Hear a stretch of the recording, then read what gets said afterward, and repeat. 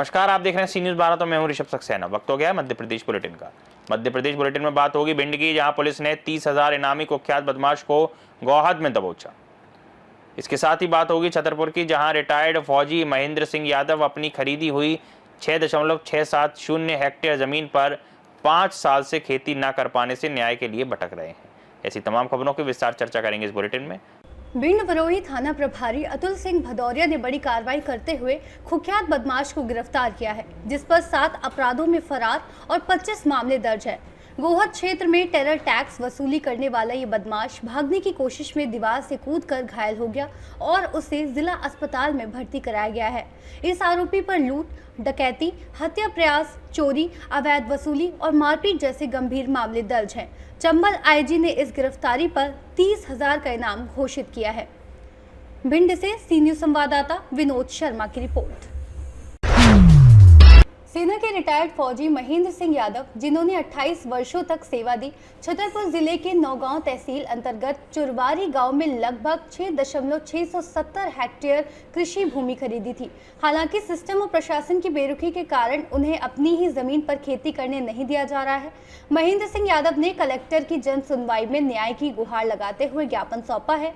उन्होंने बताया कि रिटायरमेंट फंड और सैलरी की बचत से उन्होंने खसरा नंबर 1214, 1216, 1218, 1220, 1222, 1224 और 1226 में कुल 6.670 हेक्टेयर कृषि भूमि खरीदी थी। लेकिन वन विभाग और दबंग लोगों के दबाव में पिछले 5 वर्षों से उन्हें खेती से रोका जा रहा है। एडीएम मिलिंद नागदेव ने मामले में कार्रवाई का आश्वासन दिया है। वहीं महेंद्र सिंह यादव ने मीडिया से कहा कि अगर शासन प्रशासन से न्याय नहीं मिला तो वे इच्छा मृत्यु की अनुमति चाहते हैं। वे आर्थिक और मानसिक तौर पर बेहद परेशान हैं। अब ये देखना बाकी है कि उन्हें न्याय कब मिलेगा। आज किस विषय को लेकर आप यहाँ आए हैं और लगातार कितनी बार शिकायत कर चुके हैं? मैं 10 दिसंबर से लगातार इधर आ रहा हूँ। हर मंगलवार जन सुनवाई में आ रहा हूँ। अभी तक 8 महीने बीत जाने के बाद भी कोई सुनवाई नहीं हुई। क्या शुभ नाम है आपका और कहाँ पर जमीन? महेंद्र सिंह। मैं 28 साल आर्मी में नौकरी करके आया हूँ और इधर चक्कर काट के परेशान। क्या पूरा मामला है? पूरा ज़मीन का मामला है। राज्य सेवा विभाग और वन विभाग का आपस रिकॉर्ड, कोई से डिपार्टमेंट का अपडेट नहीं है। कहाँ पे ज़मीन है? चिरवाड़ी में ज़मीन है। अच्छा, कब आपने ज़मीन ली थी और कौन लोग उस पर विवाद बना रहे हैं? विवाद तो दबंग लोग बना रहे हैं, राजनीति चल रही है। कब आपने ज़मीन क्रय की थी? मैंने 2020 में की थी। तो कौन लोग हैं वो जो कब्जा करने की कोशिश कर रहे हैं? इस पर कोई कब्जा नहीं है, तो खाली पड़ी है। वन विभाग वाले कृषि नहीं करने देते। अच्छा, तो लगातार आप आवेदन दे रहे हैं और प्रशासन के द्वारा कोई कार्रवाई नहीं? कोई कार्रवाई नहीं है। आज क्या आश्वासन दिया है एडीएम साहब ने?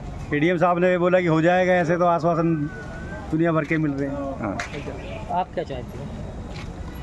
आपका क्या? अभी इससे तो चक्कर लगा के तंग आ गए। इससे तो इच्छा मृत्यु की परमिशन दे देंगे। हाँ, आपने इच्छा मृत्यु की मांग क्यों की है? क्या भरोसा नहीं है न्याय व्यवस्था पे? न्याय व्यवस्था भरोसा नहीं है। तो आज तो उन्होंने मीडिया को भी रोका है सर ने, एडीएम साहब ने, वीडियो बनाने से। इसको लेकर क्या कहेंगे? मेरे को तो भरोसा। छतरपुर से सी न्यूज़ संवाददाता कुलदीप सक्सेना की रिपोर्ट। कलेक्टर स्वप्निल वानखेड़े ने आज पुलिस अधीक्षक सूरज कुमार वर्मा के साथ दतिया मुख्य बाजार स्थित टाउन हॉल से किला चौक तक पैदल भ्रमण किया। भ्रमण के दौरान उन्होंने सुगम यातायात व्यवस्था सुनिश्चित करने हेतु दुकानदारों द्वारा दुकानों के बाहर रखे गए सामान को हटाने के निर्देश दिए तथा दुकानदारों से अपनी निर्धारित सीमा में ही सामान रखने का आग्रह किया। कलेक्टर स्वप्निल वानखेड़े ने बाजार क्षेत्र में वाहन पार्किंग व्यवस्था सुनिश्चित करने के निर्देश मुख्य नगर पालिका अधिकारी को दिए। इस दौरान व्यापारियों ने अतिक्रमण मुक्त बाजार एवं यातायात व्यवस्था सुचारू बनाने हेतु प्रशासन को पूर्ण सहयोग देने का आश्वासन दिया। इस अवसर पर संयुक्त कलेक्टर नीरज शर्मा, अनुविभागीय अधिकारी दतिया संतोष तिवारी, यातायात प्रभारी, अन्य अधिकारीगण, व्यापारीगण एवं आम नागरिक उपस्थित रहे। आज टाउन हॉल से लेके इस किला चौक तक जो भ्रमण किया गया है, उसका उद्देश्य यही है कि जो रोड पैक किया जाता है अतिक्रमण के कारण, उसके साथ साथ इलीगल पार्किंग के कारण, उसमें सबसे पहले जो पार्किंग की व्यवस्था है वो नगर पालिका को निर्देश दिया गया है कि नगर पालिका उस पार्किंग को सुनिश्चित करे, क्लियर करे और लोगों को सुविधा दे कि वहाँ पार्किंग हो पाए। चाहे पेड पार्किंग हो पाए, लेकिन वो व्यक्ति जिसको वो जिम्मेदारी दी जाएगी वो पूरा रखरखाव करेगा और पार्किंग की व्यवस्था सुनिश्चित करेगा। इसके साथ साथ ही जो अतिक्रमण में दुकानें लग रही है, दुकानों के बाहर जो भी सामान लग रहा है उनको भी निर्देशित किया जा रहा है कि वो दुकान के बाहर सामान ना लगाए, ताकि आने जाने वालों को या ट्रैफिक को कोई भी असुविधा ना हो। आने वाले समय में भ्रमण लगातार होता रहेगा और सभी दुकानदारों से, व्यापारियों से ये निवेदन है कि आप अपने क्षेत्र में, अपने क्षेत्राधिकार में ही अपनी दुकान लगाएं, बाहर ना लगाएं, ताकि बाकी सभी व्यक्तियों को, जो खरीदार आते हैं, उनको परेशानी का और असुविधा। दतिया से सी न्यूज संवाददाता नितिन दांतरे की रिपोर्ट। सत्ता के नशे में चूर बीजेपी मंडल उपाध्यक्ष गौरव शुक्ला उर्फ गोलू और उनके भाई शिवम शुक्ला पर उनके ही जीजा अजय कुमार शुक्ला के साथ मारपीट और गाली गलौज करने का आरोप लगा है। ये घटना रीवा के गढ़ थाना क्षेत्र की है, जहां जमीन विवाद को लेकर आरोपियों ने अजय कुमार शुक्ला पर लाठी डंडों से हमला किया। सोशल मीडिया पर वायरल वीडियो में साफ देखा जा सकता है कि आरोपी विरोध करने पर पीड़ित के साथ मारपीट कर रहे हैं। अजय कुमार शुक्ला ने बताया कि उन्होंने कई साल पहले शिवम की बहन से शादी की थी और दिल्ली में रहते थे। हाल ही में जब वे घर लौटे तो उनके ही साले ने जमीन विवाद को लेकर उनकी पिटाई कर दी। मौके पर 100 नंबर की पुलिस गाड़ी पहुंची, लेकिन बिना कार्रवाई किए वापस चली गई, जिससे पुलिस की भूमिका पर सवाल उठ रहे हैं। रीवा के एसपी विवेक सिंह ने मामले की गंभीरता को समझते हुए जांच के आदेश दिए हैं और कहा है कि पुलिस की मौजूदगी में ये घटना कैसे हुई, इसकी भी जांच होगी। अब ये देखना बाकी है कि क्या पुलिस बीजेपी नेताओं के खिलाफ सख्त कार्रवाई कर पाएगी और पीड़ित को न्याय दिला पाएगी।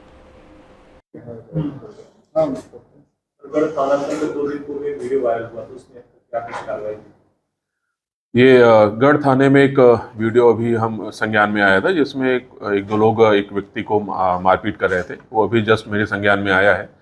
इसके संबंध में मैं थाना प्रभारी को निर्देशित किया हूं कि जो भी विधि सम्मत कार्रवाई होगी इसमें की जाएगी। यदि आवेदक इसमें आया है तो उसमें संबंधित एफआईआर करके उसमें जो भी मारपीट करे उनके खिलाफ इसमें कार्रवाई होगी। सर, वीडियो में ये स्पष्ट सुना जा रहा है कि डायल 100 वहां से वापस जा रही है और कोई वीडियो में ऐसा बोल भी रहा है। कोई ये भी दिख रहा था कि किसी एक वर्दीधारी की वहाँ पे प्रेजेंस थी, होमगार्ड था या पुलिसकर्मी था, ये नहीं समझ में आ रहा है, लेकिन किसी की प्रेजेंस वहाँ थी। तो उसके बारे में भी चेक किया जा रहा है कि कौन था और क्या कंडीशन थी और क्यों वो विवाद बढ़ने दिया गया, इसके बारे में जानकारी ली जाएगी इसमें।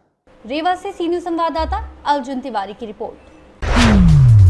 सीहोर के कुंभेश्वर धाम में निर्माणाधीन मंदिर की प्राण प्रतिष्ठा न होने को लेकर गंभीर विवाद खड़ा हो गया है। हाल ही में कथावाचक पंडित प्रदीप मिश्रा की कांवड़ यात्रा के दौरान हुई भगदड़ में 7 श्रद्धालुओं की मौत हो गई, जिससे कांवड़ यात्रा के कुप्रबंधन और मंदिर की अधूरी स्थिति पर सवाल उठ रहे हैं।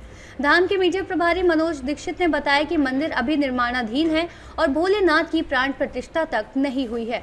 ये केवल केदारनाथ नदी से लाई गई शिला की पूजा अर्चना होती है, जिसका उपयोग हर साल रुद्राक्ष महोत्सव और कांवड़ यात्रा के दौरान किया जाता है। इस खुलासे के बाद सनातन प्रेमी संत, मठ मंदिरों के पुजारी और महामंडलेश्वर पंडित प्रदीप मिश्रा और श्रद्धालुओं की आस्था से खिलवाड़ करने का आरोप लगे हैं। उनका कहना है कि बिना प्राण प्रतिष्ठा के शिला को भोलेनाथ मानकर पूजा और कांवड़ यात्रा आयोजित करना गलत है और इसे रोका जाना चाहिए। पंडित अजय पुरोहित ने रामचरितमानस के हवाले से बताया कि विधि पूर्वक प्राण प्रतिष्ठा के बिना पूजा पूर्ण नहीं मानी जाती। तुलसीदास जी के अनुसार कांवड़ यात्रा में केवल गंगा जल का प्रयोग करना चाहिए, जबकि कुछ संत नर्मदा जल को भी गंगा के समान मानते हुए उसका प्रयोग कर रहे हैं।